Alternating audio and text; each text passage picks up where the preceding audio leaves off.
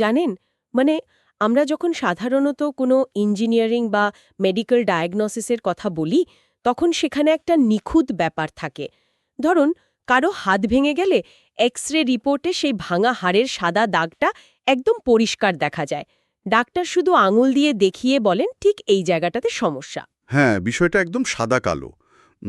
হয় হাড় ভেঙেছে, নয়তো ভাঙেনি। সেখানে আসলে যুক্তিতর্কের কোনো সুযোগ নেই। কিন্তু যখনই আমরা ফাইন্যান্সিয়াল অ্যাকাউন্টিং আর কর্পোরেট চুক্তির জগতে পা রাখি, বিশেষ করে এই কন্ট্রোল বা নিয়ন্ত্রণের ক্ষেত্রে, তখন সেই এক্স রে মেশিনটা যেন আর কাজ করে না। আমরা এখন একটা ডায়াগনস্টিক ল্যান্ডস্কেপের দিকে তাকিয়ে থাকি যা বেশ ঘোলাটে। একদম ঠিক। বাইরে থেকে দেখে মনে হয় একরকম, কিন্তু ভেতরের হিসাব সম্পূর্ণ ভিন্ন। রাইট। একটা কোম্পানি হয়তো দাবি করছে তারা স্বাধীন, কিন্তু চুক্তির মার প্যাচে দেখা যায় অন্য কোনো বড় কর্পোরেশন তাদের সুতোর টানে নাচাচ্ছে। আর ঠিক এই জায়গাটাতেই অ্যাকাউন্টিং স্ট্যান্ডার্ডের আসল পরীক্ষা শুরু হয়। মানে আগেকার দিনে, বিশেষ করে IFRS 11 আসার আগে, কোম্পানিগুলো এই ঘোলাটে পরিস্থিতির দারুণ ফায়দা নিত। অফ ব্যালেন্স শিট ফাইন্যান্সিংয়ের কথা বলছেন তো? হ্যাঁ, তারা বড় বড় লোন বা লোকসানি প্রজেক্টগুলোকে জয়েন্ট ভেঞ্চারের আড়ালে ব্যালেন্স শিটের বাইরে লুকিয়ে রাখত। এনরনের মতো বড় বড় কর্পোরেট কেলেঙ্কারির পেছনেও কিন্তু এই অফ ব্যালেন্স শিট ফাইন্যান্সিংয়ের বড় ভূমিকা ছিল। তার মানে এই ঘোলাটে জল পরিষ্কার করতেই আইএএসবি এই IFRS 11 বা জয়েন্ট অ্যারেঞ্জমেন্টসের মতো কড়া নিয়মগুলো নিয়ে এসেছে। আজকের এই বিস্তারিত ডিপ ড্রাইভে আমরা ঠিক এই জটিল জগৎটাতেই প্রবেশ করব। দারুণ একটা বিষয়। এই সেশনটি বিশেষভাবে সিএ বা চার্টার্ড অ্যাকাউন্টেন্সি শিক্ষার্থীদের জন্য সাজানো হয়েছে, যাদের কেবল নিয়মগুলো মুখস্থ করলে চলে না, বরং প্রতিটি বিষয়ের পেছনের অন্তর্নিহিত উদ্দেশ্য বুঝতে হয়। তো ঠিক আছে, চলুন বিষয়টা একটু ভেগে আলোচনা করি। আজকের লক্ষ্য শুধু সংজ্ঞা পড়া নয়, বরং বাস্তব দুনিয়ার একটি পূর্ণাঙ্গ চুক্তির প্রতিটি ধাপে লুকিয়ে থাকা লজিক ডিকোড করা। এটি খুবই গুরুত্বপূর্ণ একটি লক্ষ্য। IFRS স্ট্যান্ডার্ডগুলো মূলত বাস্তব বিশ্বের জটিল ব্যবসায়িক চুক্তিগুলোকে শৃঙ্খলায় আনার জন্যই তৈরি করা হয়েছে। মানে অ্যাকাউন্টিং শুধু কিছু ডেবিট ক্রেডিট বা গাণিতিক হিসাব নয়। হ্যাঁ, এটা একটা পেছনের গল্প বলে। ঠিক, এটি হলো একটি ব্যবসায়ের পেছনের অর্থনৈতিক বাস্তবতাকে কাগজের পৃষ্ঠায় তুলে আনার বিজ্ঞান। সিএ শিক্ষার্থীদের জন্য এই নিয়মগুলোর পেছনের কারণ বা লজিক নিয়ে ভাবাটা খুব জরুরি। তাহলে সেই কারণ দিয়ে শুরু করা যাক। আমাদের সোর্স ম্যাটেরিয়াল অনুযায়ী জয়েন্ট অ্যারেঞ্জমেন্ট হচ্ছে এমন একটি ব্যবস্থা যেখানে দুই বা ততোধিক পক্ষের জয়েন্ট কন্ট্রোল বা যৌথ নিয়ন্ত্রণ থাকে। কিন্তু এই যৌথ নিয়ন্ত্রণ জিনিসটা আসলে কি? আচ্ছা, এটাকে খুব সহজে বলা যায়। বিষয়টা কি অনেকটা বিশ্ববিদ্যালয়ের গ্রুপ প্রজেক্টের মতো? ধরুন, যেখানে সবাই দলের অংশ, কিন্তু চুক্তিতে অলিখিতভাবে বলা থাকে যে স্লাইডে কি লেখা হবে বা প্রেজেন্টেশন কিভাবে দেয়া হবে, সেই চূড়ান্ত সিদ্ধান্ত নিতে হলে দলের নির্দিষ্ট কয়েকজনের সর্বসম্মত সম্মতি লাগবেই। কেউ একা নিজের সিদ্ধান্ত সবার ওপর চাপিয়ে দিতে পারবে না। বিষয়টা কি এরকম? চমৎকার একটা উদাহরণ দিয়েছেন। এখানকার সবচেয়ে চমকপ্রদ বিষয়টা হলো আপনার এই সর্বসম্মত সম্মতি বা ইউনানিমাস কনসেন্ট কথাটার মধ্যে লুকিয়ে থাকা ক্ষমতা।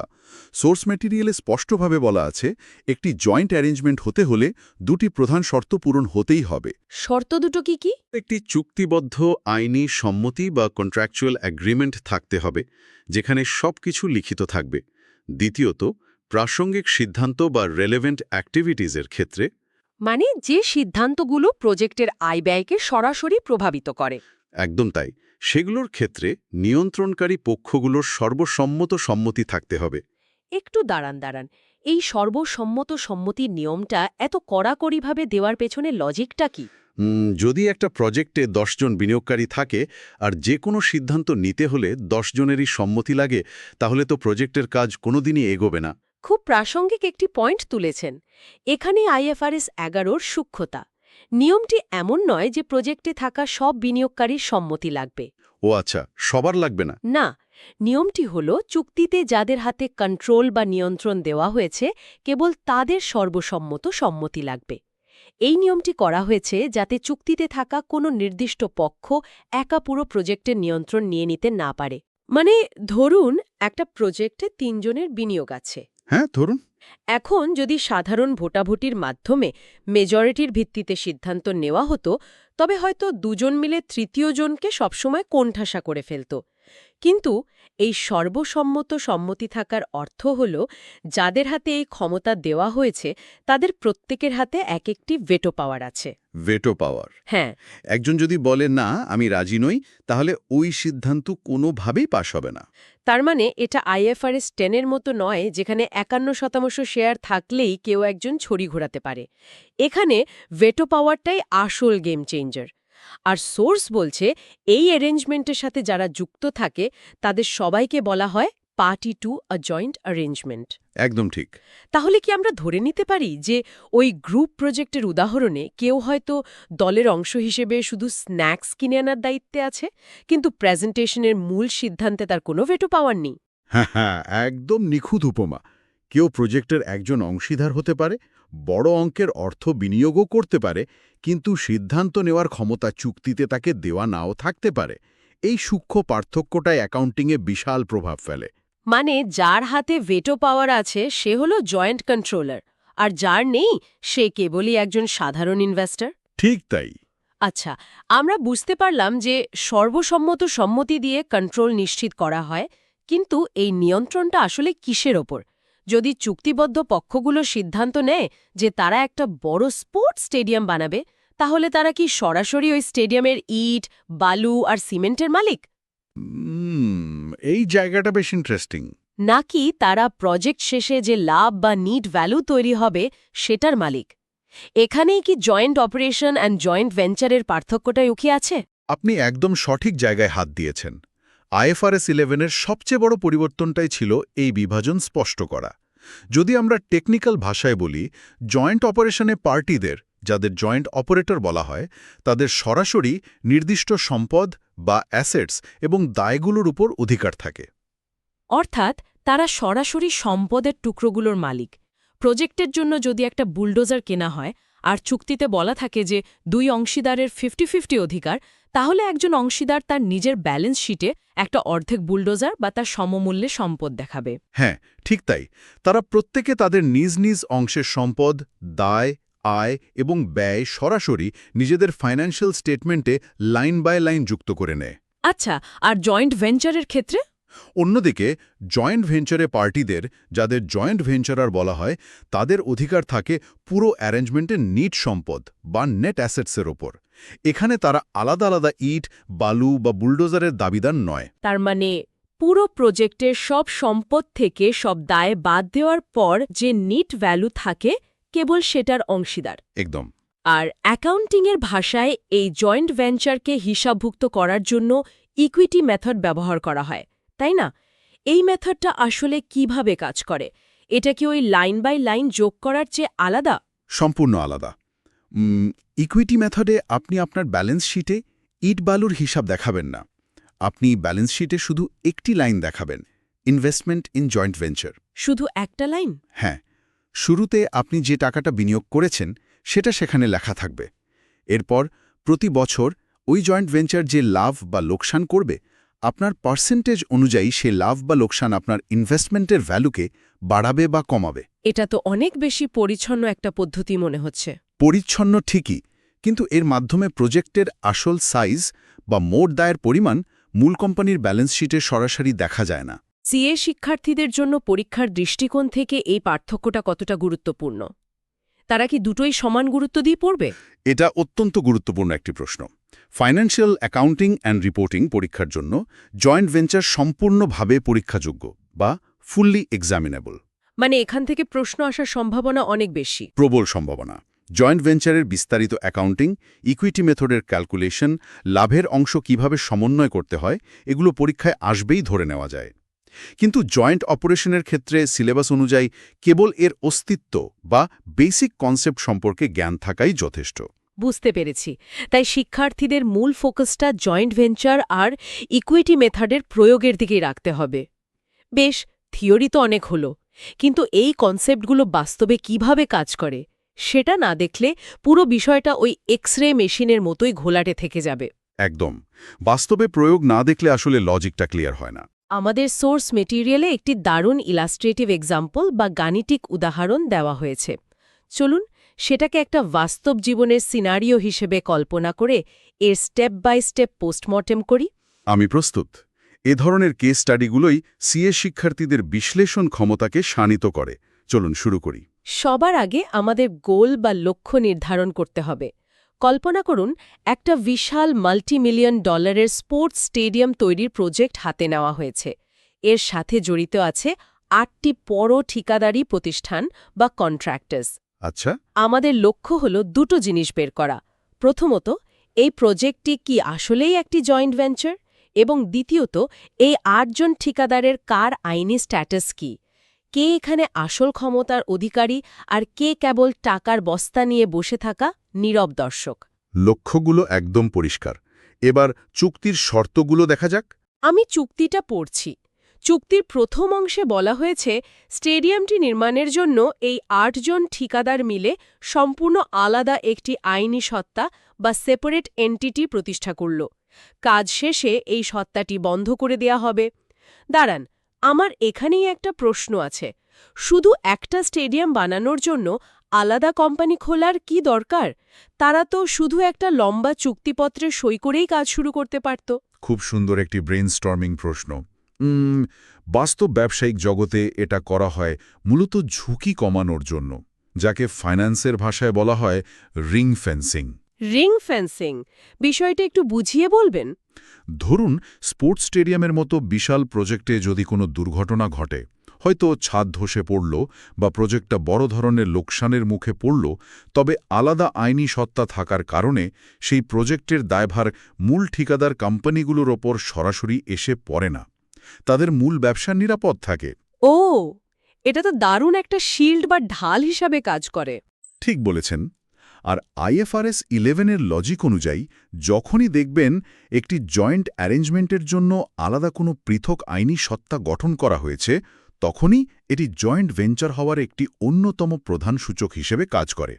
আলাদা সত্তা মানেই সম্পদ এবং দায়ের মালিকানা ওই নতুন সত্তার নিজস্ব। তার মানে ঠিকাদাররা সরাসরি স্টেডিয়ামের সম্পদের মালিক নয়, তারা কেবল সেই সত্তার নিট সম্পদের মালিক। চমৎকার। একদম তাই। এবার চলুন পরের ধাপে টাকার হিসাবে যাই। প্রজেক্টে ৮ জন ঠিকাদার বিনিয়োগ করেছে। ১ থেকে ৫ নম্বর ঠিকাদার এই ৫ জনের প্রত্যেকে ১৪% করে শেয়ারের মালিক। অন্যদিকে ৬, ৭ এবং ৮ নম্বর ঠিকাদার প্রত্যেকে ১০% করে শেয়ারের মালিক। আচ্ছা, বেশ মজার ডেটা। গাণিতিকভাবে দেখলে তো ১ থেকে ৫ নম্বর ঠিকাদাররাই এখানকার বিগ বস। তাদের প্রত্যেকের শেয়ার ১৪%, যা অন্যদের চেয়ে বেশি। তার মানে কি এরাই প্রজেক্টে সব সিদ্ধান্ত নেবে? এখানেই সিএ শিক্ষার্থীদের সবচেয়ে বেশি সতর্ক হতে হবে। সাধারণ ধারণায় মনে হতে পারে যার শেয়ার বেশি তার ক্ষমতাই বেশি, কিন্তু অ্যাকাউন্টিংয়ে, বিশেষ করে IFRS 11-র অধীনে শেয়ারের পার্সেন্টেজ কখনোই এককভাবে ক্ষমতা নির্ধারণ করে না। তাহলে পার্সেন্টেজের কাজটা কি? পার্সেন্টেজ আপনাকে হয়তো বছরের শেষে ডিভিডেন্ড বেশি দেবে, কিন্তু কন্ট্রোল বা সিদ্ধান্ত নেওয়ার চাবিকাঠি দেবে কিনা তা পুরোপুরি নির্ভর করে চুক্তির শর্তের উপর। তাহলে আসুন চুক্তির সেই নির্দিষ্ট ধারার দিকে তাকাই। চুক্তিতে স্পষ্টভাবে বলা আছে, যে কোনো প্রাসঙ্গিক সিদ্ধান্ত বা রেলেভেন্ট অ্যাক্টিভিটিজের ক্ষেত্রে সর্বসম্মতিক্রমে সিদ্ধান্ত নিতে হবে ঠিকাদার ১, ২, ৩ এবং ৮-এর মাধ্যমে। চুক্তির এই একটি লাইনই তো পুরো হিসাব পাল্টে দিল। একদম। এবার আসুন আমরা আমাদের লক্ষ্য অনুযায়ী ক্যালকুলেশন এবং লজিকগুলো স্টেপ বাই স্টেপ সমাধান করি, ঠিক যেমনটা আমরা ক্লাসে বিস্তারিত শিখি। আমাদের প্রথম লক্ষ্য ছিল, এই অ্যারেঞ্জমেন্টটি কি একটি জয়েন্ট ভেঞ্চার? হ্যাঁ, লজিকটা কি হবে এখানে? এই প্রশ্নের উত্তর খোঁজার লজিকটা খুব সোজা। প্রথমত, আমরা দেখেছি এখানে একটি আলাদা সত্তা গঠন করা হয়েছে, যা ঝুঁকি আলাদা করেছে। দ্বিতীয়ত, চুক্তিতে স্পষ্টভাবে বলা আছে যে প্রাসঙ্গিক সিদ্ধান্তগুলো নেবার জন্য নির্দিষ্ট কয়েকজন ঠিকাদারের সর্বসম্মত সম্মতি লাগবে। মানে জয়েন্ট কন্ট্রোল আছে। হ্যাঁ, যেহেতু চুক্তিবদ্ধ সম্মতি আছে এবং প্রাসঙ্গিক কার্যক্রমে সর্বসম্মত সম্মতির শর্তও আছে, তাই এখানে যৌথ নিয়ন্ত্রণ বিদ্যমান। আর আলাদা আইনি সত্তা হওয়ার কারণে চুক্তিবদ্ধ পক্ষগুলোর অধিকার রয়েছে কেবল নিট সম্পদের উপর। এই লজিকগুলোর উপর ভিত্তি করেই আমরা সিদ্ধান্তে আসতে পারি যে এটি নিশ্চিতভাবেই একটি জয়েন্ট ভেঞ্চার। পানির মতো পরিষ্কার। এবার দ্বিতীয় আর সবচেয়ে ট্রিকি লক্ষ্যে আসি। এই ৮ জনের মধ্যে কারা জয়েন্ট ভেঞ্চারার্স আর কারা কেবল বিনিয়োগকারী? চলুন ক্যালকুলেশনটা একটু ভেঙে দেখি। আমাদের লক্ষ্য হল এই ৮ জন ঠিকাদারকে তাদের কন্ট্রোল বা ক্ষমতার ভিত্তিতে ভাগ করা। প্রথম গ্রুপটা নিয়ে কাজ করা যাক, যাদের চুক্তিতে ক্ষমতা দেয়া হয়েছে। চুক্তির শর্ত অনুযায়ী ঠিকাদার 1, 2, 3 এবং 8-এর সম্মতি লাগবে। ঠিক আছে, এদের শেয়ারের হিসাবটা একটু দেখি। হ্যাঁ, ঠিকাদার 1, 2 এবং 3 এদের প্রত্যেকের আছে 14% করে শেয়ার। তাহলে এই 3 জনের মোট শেয়ার দাঁড়ায় 3 গুণ 14, মানে 42%, তাই না?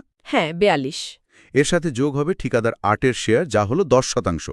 তাহলে 42 আর 10 মিলে মোট শেয়ার হলো 52%। একটু দাঁড়ান।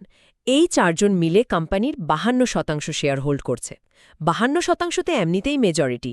যদি আইএফআরএস 10 অনুযায়ী সাধারণ কোম্পানির নিয়ম হতো, তাহলে তো এই 51%-এর বেশি শেয়ার থাকলেই মেজরিটি কন্ট্রোল চলে আসত। তাহলে এখানে আলাদা করে সম্মতি বা ইউনানিমাস কনসেন্টের কথাটা কেন আসছে? হ্যাঁ, এটাই এই উদাহরণের সবচেয়ে মাস্টার স্ট্রোক লজিক। আপনি যদি শুধু পার্সেন্টেজের দিকে তাকান, তাহলে আইএফআরএস 10-এর ফাঁদে পা দেবেন। কিন্তু আইএফআরএস 11 অনুযায়ী পার্সেন্টেজের চেয়ে বড় কথা হলো চুক্তির কড়া শর্ত। চুক্তিতে কি বলা আছে? চুক্তিতে বলা আছে, এই 4 জনের সম্মতি ছাড়া প্রজেক্ট এক চুলো নড়বে না। এর মানে কি দাঁড়ায় জানেন? ঠিকাদার 1, 2 এবং 3, যাদের হাতে 42% শেয়ার আছে, তারা যদি কোনো সিদ্ধান্তে রাজি থাকে, কিন্তু ঠিকাদার 8, যার হাতে মাত্র 10% শেয়ার আছে, সে যদি বলে আমি এই সিদ্ধান্তে একমত নই, তাহলে ওই সিদ্ধান্ত সাথে সাথে বাতিল। বলেন কি? হ্যাঁ, ওই ছোট 10% শেয়ার নিয়ে ঠিকাদার 8 পুরো 42% মেজরিটিকে আটকে দেওয়ার ক্ষমতা রাখে। 10% শেয়ার নিয়েও সে পুরো প্রজেক্টে ভেটো দিতে পারছে। এটাই হলো আইএফআরএস 11-র জয়েন্ট কন্ট্রোল। তাই এই 4 জন 1, 2, 3 এবং 8 হলো প্রকৃত জয়েন্ট ভেঞ্চারার। এটা তো আবার সেই বিশ্ববিদ্যালয়ের প্রজেক্টের অ্যানালজিতে ফিরে গেল। ঠিকাদার 8 হলো দলের সেই সদস্য যে হয়তো সবচেয়ে কম কাজ করেছে, তার কন্ট্রিবিউশন মাত্র 10%, কিন্তু প্রেজেন্টেশনের পেনড্রাইভটা তার পকেটেই আছে। তাকে ছাড়া প্রেজেন্টেশন দেওয়াই সম্ভব না। তার ভেটো পাওয়ার আছে। একদম নিখুঁতভাবে ধরেছেন। এবার আসুন দ্বিতীয় গ্রুপে, যাদের আমরা কেবল ইনভেস্টর বা বিনিয়োগকারী বলছি। এখানে ঠিকাদার 4 এবং 5-এর দিকে তাকান। এদের প্রত্যেকের 14% শেয়ার আছে। মজার ব্যাপারটা খেয়াল করেছেন? এরা দুজনেই তো ঠিকাদার 8-এর চেয়ে বেশি টাকা ঢেলেছে প্রজেক্টে। 8-এর তো মাত্র 10%। হ্যাঁ, 14% শেয়ার নিয়ে তারা তো 10% শেয়ারওয়ালার চেয়ে বড় মালিক।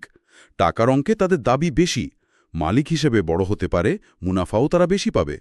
কিন্তু চুক্তিতে তাদের কোনো সিদ্ধান্ত নেওয়ার ক্ষমতা বা ভেটো দেওয়ার অধিকার দেওয়া হয়নি। মানে তাদের কোনো ক্ষমতা নেই। একদমই নেই। ঠিকাদার 6 এবং 7-এরও 10% করে শেয়ার আছে, কিন্তু তাদেরও ওই একই অবস্থা, কোনো ক্ষমতা নেই। যেহেতু কন্ট্রোল নেই, তাই তারা জয়েন্ট অ্যারেঞ্জমেন্টের পার্টি হওয়া সত্ত্বেও কেবল সাধারণ বিনিয়োগকারী হিসেবেই বিবেচিত হবে। আইএফআরএস 11 অনুযায়ী তারা কোনোভাবেই জয়েন্ট ভেঞ্চারার নয়। তাহলে এদের অ্যাকাউন্টিংটা কিভাবে হবে? তারা তো আর ভেঞ্চারারদের মতো হিসাব করতে পারবে না। না, তারা পারবে না। তাদের বিনিয়োগের হিসাব জয়েন্ট ভেঞ্চারের নিয়মে হবে না। তাদের হিসাব করতে হবে সাধারণ ইনভেস্টমেন্ট বা আইএফআরএস 9 অনুযায়ী, কারণ তাদের কাছে টাকা আছে, কিন্তু স্টিয়ারিং হুইলটা নেই। পুরো বিষয়টা এখন দিনের আলোর মতো স্পষ্ট। তাহলে আজকের এই এতগুলো উদাহরণ আর বিশ্লেষণ থেকে আসল নির্যাসটুকু কি দাঁড়ালো? সিএ শিক্ষার্থীরা পরীক্ষার খাতায় বা প্র্যাকটিক্যাল লাইফে ঢোকার আগে কোন বিষয়টা মাথায় গেঁথে নেবে? মূল বিষয়টা হলো, আমি যদি একটু সামারাইজ করি, আইএফআরএস 11-তে মালিকানা এবং নিয়ন্ত্রণ সম্পূর্ণ আলাদা দুটো কনসেপ্ট। আপনার কাছে অনেক বেশি শেয়ার থাকলেই যে আপনার হাতে কোম্পানির স্টিয়ারিং হুইল থাকবে, এমন কোনো গ্যারান্টি নেই। একদম ঠিক। আসল ক্ষমতা লুকিয়ে থাকে চুক্তির প্রতিটি লাইনে, প্রতিটি শব্দে। ঠিকাদার 8-এর মাত্র 10% শেয়ার থাকার সত্ত্বেও চুক্তির জোরে সে একজন জয়েন্ট ভেঞ্চারার, আর ঠিকাদার 4-এর 14% শেয়ার থাকা সত্ত্বেও চুক্তিতে নাম না থাকায় সে কেবল একজন সাধারণ ইনভেস্টর। আপনি পুরো আলোচনার সারমর্মটা খুব দারুণভাবে একত্র করেছেন। অ্যাকাউন্টিংয়ের এই স্ট্যান্ডার্ডগুলো আমাদের বাধ্য করে সাধারণ সংখ্যার মোহ থেকে বেরিয়ে এসে পেছনের সত্যটাকে খুঁজে বের করতে। সত্যি অসাধারণ। শেষ করার আগে একটা চিন্তার খোরাক রেখে যেতে চাই যারা শুনছেন তাদের জন্য। একটু ভেবে দেখুন তো, বাস্তব ব্যবসায়িক দুনিয়ায় অনেক সময় দেখবেন বড় বড় শেয়ার হোল্ডাররা কোনো ক্ষমতা ছাড়াই শুধু ডিভিডেন্ডের আশায় বসে আছে, আর হয়তো মাত্র 5 বা 10% শেয়ার নিয়ে ছোট কোনো অংশীদার চুক্তির জোরে পুরো কোম্পানির কলকাঠি নাড়ছে। এরকম তো আকছারই দেখা যায়। IFRS 11 মতো এমন একটি নিখুঁত স্ট্যান্ডার্ড যদি না থাকত তাহলে এই অদৃশ্য ক্ষমতাগুলোকে ফাইন্যান্সিয়াল স্টেটমেন্ট বা ব্যালেন্স শিটে খুঁজে পাওয়ার কোনো উপায় থাকত না। তখন মনে হতো যার টাকা বেশি সেই হয়তো ক্ষমতাশালী। কিন্তু অ্যাকাউন্টিং আসলে শুধু ডেবিট, ক্রেডিট বা নম্বরের খেলা নয়, এটি হলো একটি প্রতিষ্ঠানের ভেতরে লুকিয়ে থাকা আসল ক্ষমতার গল্প। সত্যিই চমৎকার একটি ভাবনা। একদম শুরুতে আমরা যে এক্স-রে মেশিনের কথা বলছিলাম, IFRS 11 আসলে সেই নতুন প্রযুক্তির MRI বা এক্স-রে মেশিন, যা ব্যবসায়িক চুক্তির ঘোলাটে জলের ভেতরে থাকা কন্ট্রোল বা ক্ষমতার আসল কঙ্কালটাকে দৃশ্যমান করে দেয়। দারুণ বলেছেন। সাধারণ চোখে যা অদৃশ্য থাকে, দক্ষ প্রফেশনালদের কাছে তা স্পষ্ট হয়ে ওঠে। এই অদৃশ্য ক্ষমতাকে চেনার এবং হিসাবের খাতায় সঠিকভাবে তুলে আনার দায়িত্বটা কিন্তু CA শিক্ষার্থীদের কাঁধেই বর্তায়। তারাই এই অর্থনৈতিক গল্পের আসল অনুবাদক। একদম তাই। আজকের এই বিস্তারিত ডিপ ড্রাইভে আমাদের সাথে থাকার জন্য ধন্যবাদ। আশা করি অ্যাকাউন্টিংয়ের এই পেছনের গল্পগুলো আর লজিকগুলো ফিনান্সিয়াল রিপোর্টিংয়ের জগৎকে আরও আকর্ষণীয় করে তুলবে। আগামীতে এমন আরও কোনো জটিল স্ট্যান্ডার্ডের পেছনের কারণ এবং বাস্তবতা নিয়ে কথা হবে। ততক্ষণ পর্যন্ত নতুন কিছু শেখা আর বিশ্লেষণ চলতে থাকুক।